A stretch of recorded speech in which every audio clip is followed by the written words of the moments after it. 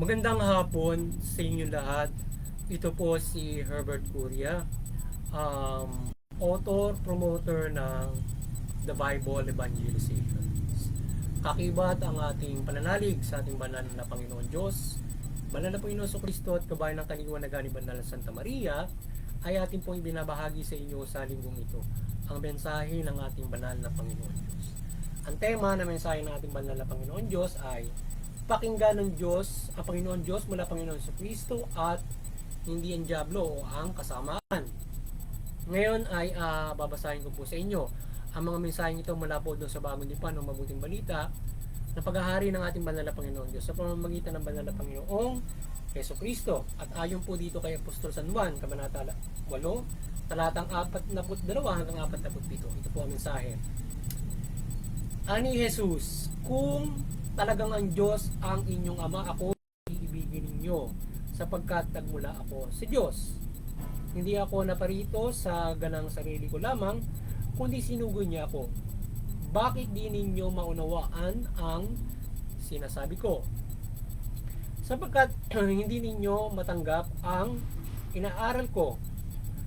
Ang Diablo ang inyong ama. At kung ano ang gusto niya, iyon ang inyong ginagawa. Siya'y mamamatay tao na sa simula. Mula sa simula pa at kalaban ng katotohanan at di matagpuan sa kanya ang katotohanan kahit kailan. Kung siya'y nagsisinungaling, iya'y likas sa kanya, sapagat siya'y sinungaling at ama ng kasinungalingan. Ngunit ang sinasabi ko ay katotohanan, kaya hindi ninyo ako pinaniniwalaan. Ang mula sa Diyos ay nakikinig ng salita ng Diyos, ngunit hindi kayo mula sa Diyos, kaya hindi ninyo pinakikinggan ang salita ng Diyos. Ipagpatuloy po natin sa kay Apostol San Mateo, Kabanata 24, talata 11 hanggang 14. Ito po ang mensahe. Marami ang magpapanggap na propeta at ililigaw ang marami. Ang kasama ay lalaganap anupat manalamig ang pag-ibig ng maraming. Ngunit ang mananatiling tapat hanggang wakas ay mananatiling maliligtas at ipangangaral sa buong sanlibutan ng mabuting balita tungkol sa paghahari ng Diyos upang ito'y makilala ng lahat ng bansa saka darating ang wakas. Ipagpatuloy po natin sa kay Apostol San Juan pa rin, Kabanata 3, talatang 34 hanggang 36. Ito po ang mensahe. Sapagkat ang sinugo ng Diyos ay nagpapahayag ng mga salita ng Diyos at walang sukat ang kanyang pagkakaloob ng Espiritu Santo. Minamahal ng Ama ang anak at ibinibigay sa kanya ang lahat ng bagay. Ang nananalig sa anak ay may buhay na walang hanggan.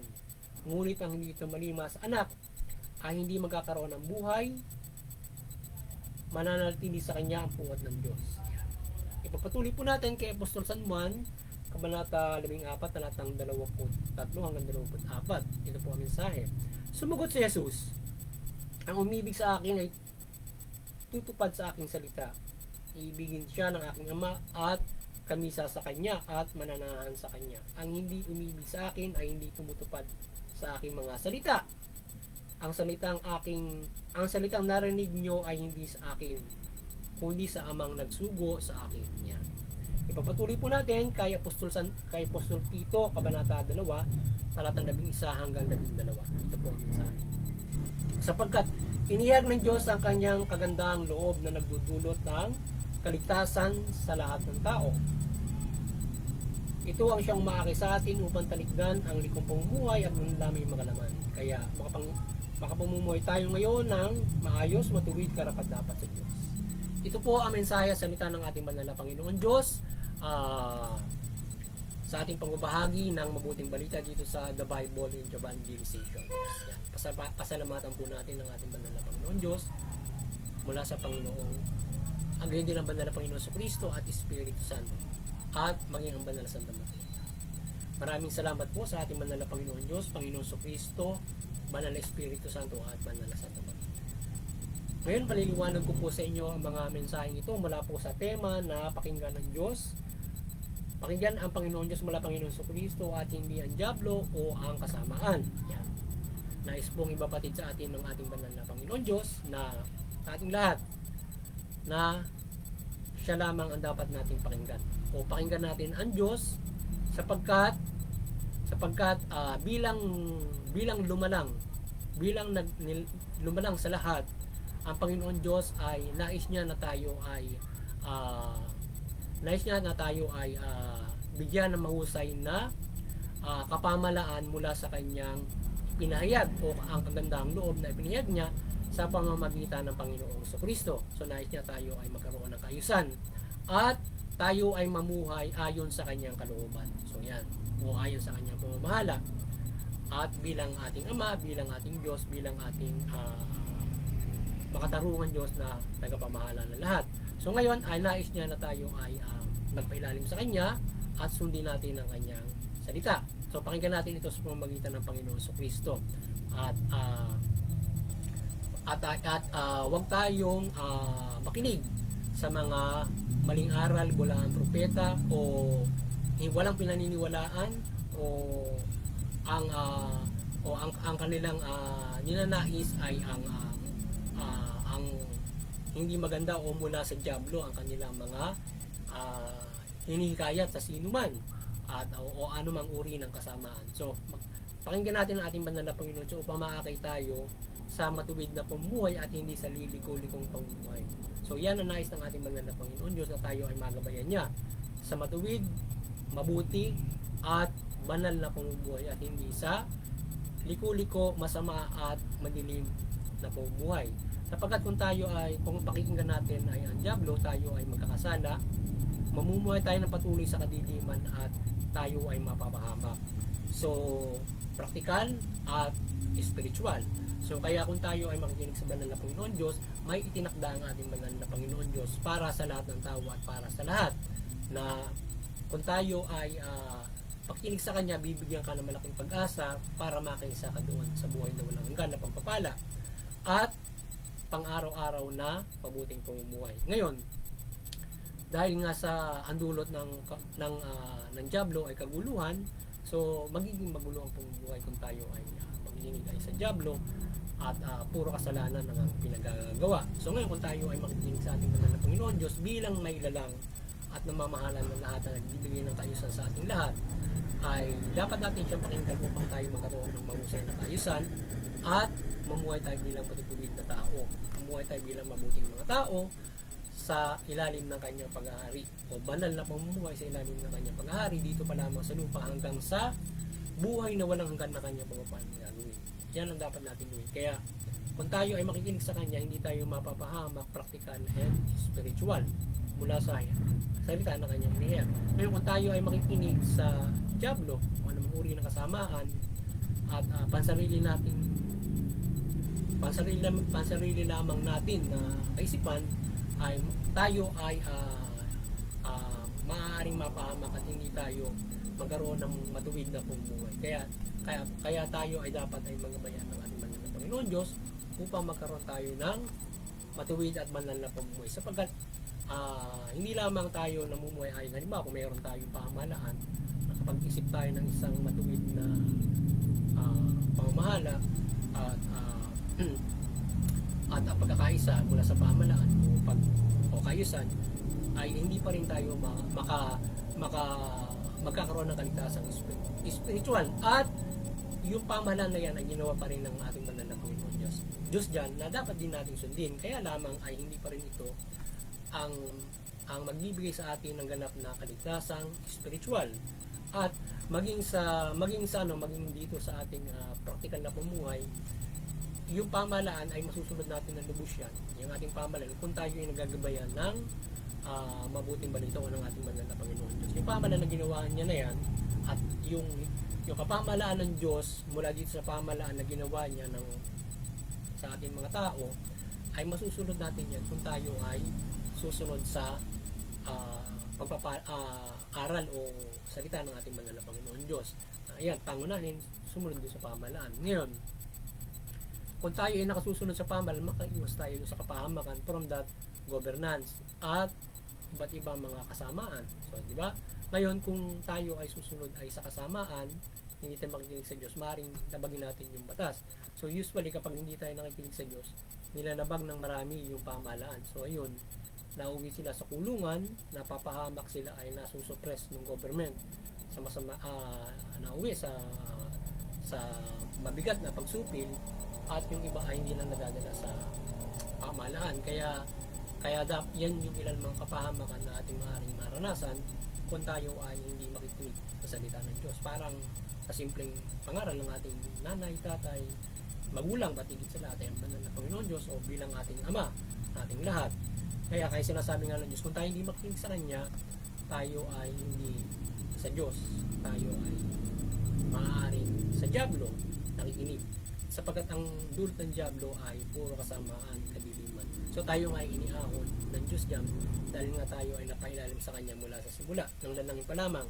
So iniahon na tayo dyan ng banal na Panginoong Jesucristo, pinatawad na para tayo mayroong malaking pag-asa. Kasi yun mula sa simula pa hanggang sa Panginoong Jesucristo, siya ginagabay ng panuntunan ng kautusan. So higit sa lahat ay tinubos na ng lubos ng Panginoon Diyos wala Panginoong Jesucristo para tayo ay magkaroon ng malaking pag-asa sa kaligtasang espiritual. Sapagkat nung una, mabigat ang pagkakamali. Pag nagkamali ka, mabigat yung parusa ng ating banal na Panginoon Diyos sa mga itinuro noon nila Moises at iba't ibang mga gabay.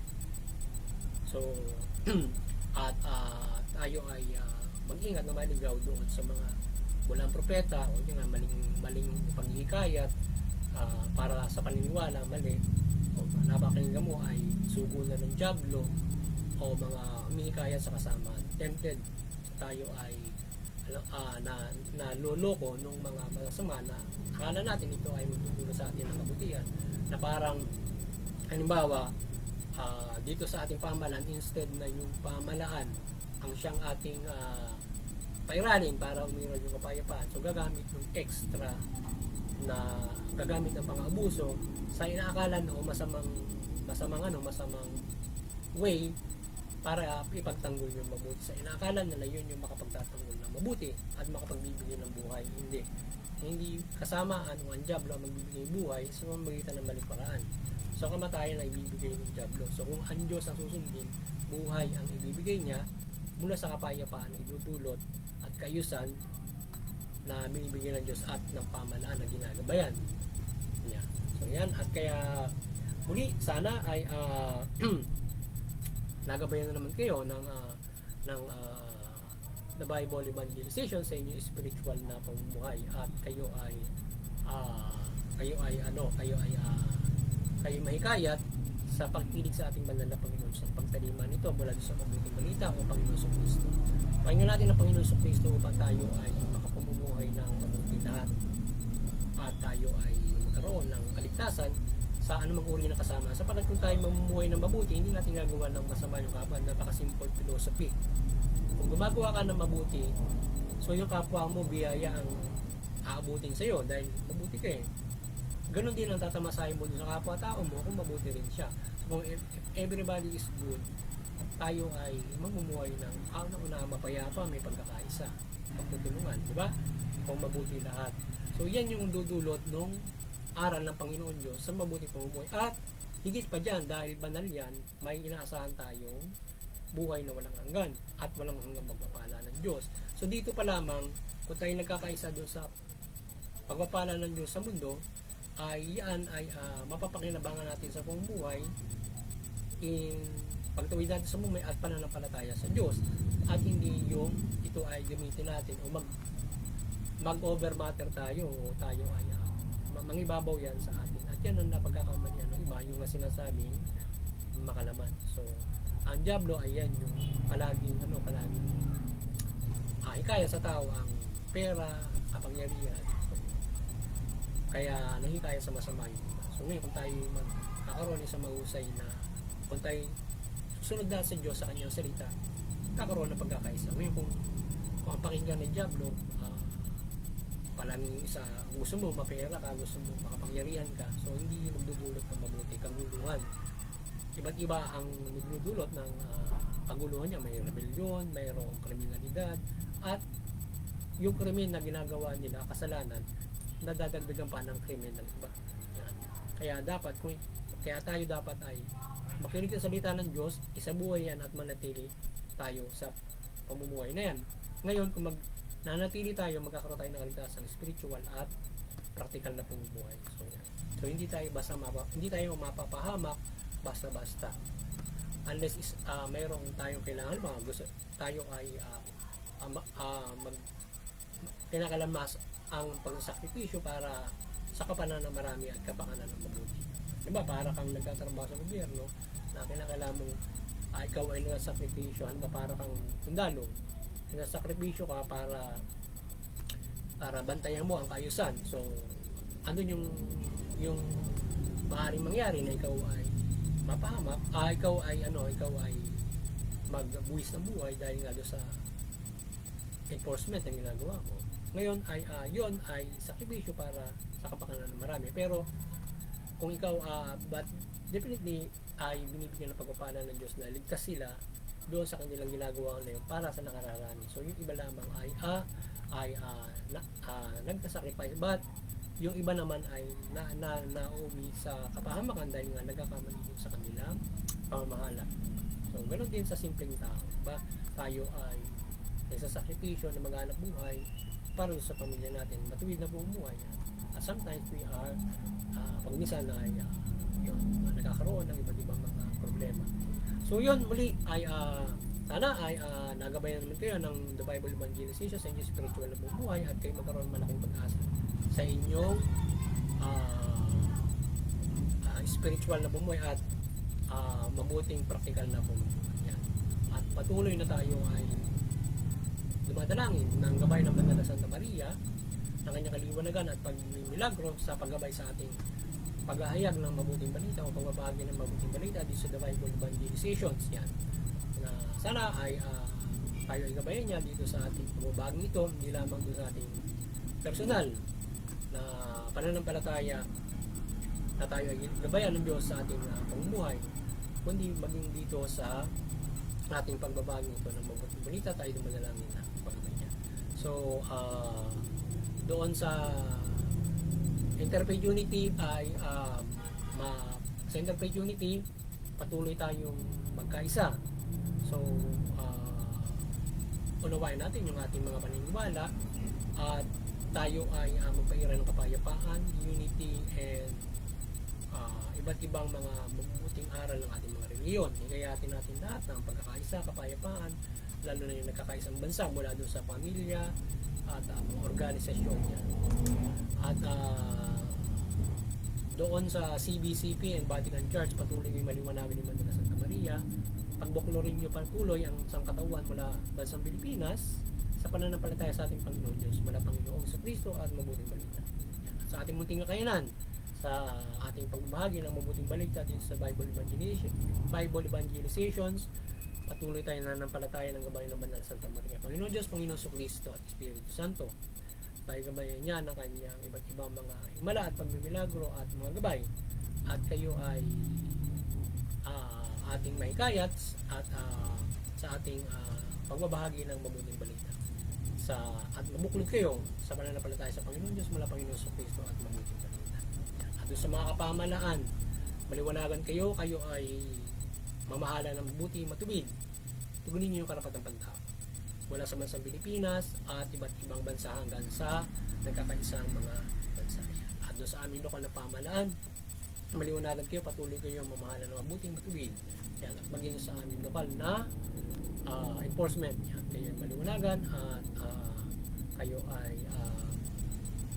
mamahala patuloy na matuwid, at kayo ay protektahan ng ating banal na Panginoon Diyos upang kayo ay makaprotekta ng ligtas anumang uri ng pahamakan sa sangkatawa, sa bayan ng Panginoon.